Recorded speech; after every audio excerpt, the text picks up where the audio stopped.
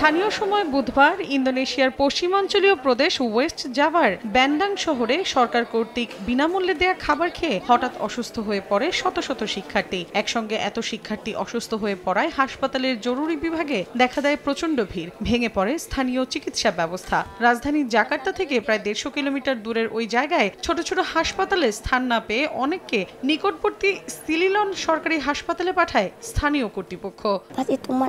আমার প্রচন্ড পেট ব্যথা করছে, মাথা ধরে আছে এবং গলায়ও অনেক অস্বস্তি। আমি কল্পনাও করতে পারছি না ওই সময়টা আমার কেমন লেগেছে যখন শুনেছি আমার বাচ্চা অসুস্থ হয়ে পড়েছে।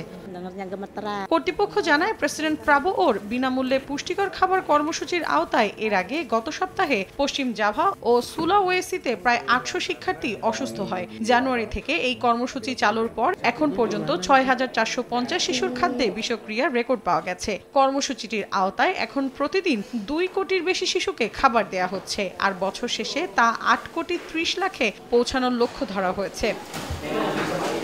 বিশেষজ্ঞরা বলছেন, বেশি পরিমাণ খাবার প্রস্তুতের চাপ থাকায় রাতেই রান্না শুরু হয়, আর খাবার পরিবেশনের পদ্ধতিও অনেক সময় অনুপযুক্ত থাকে। এ বিষয়ে গভর্নর দেদি জানান, গরম খাবার সরাসরি ট্রেতে তুলে ঢেকে রাখার কারণে তা দ্রুত নষ্ট হয়। দেশটির পুষ্টি সংস্থার প্রধান জানান, যেসব রান্নাঘর থেকে বিষক্রিয়ার ঘটনা ঘটেছে সেগুলো এরই মধ্যে বন্ধ করে দেওয়া হয়েছে। তবে খাদ্যে বিষক্রিয়ার ঘটনায় জনগণের আস্থা তীব্রভাবে ক্ষতিগ্রস্ত হচ্ছে।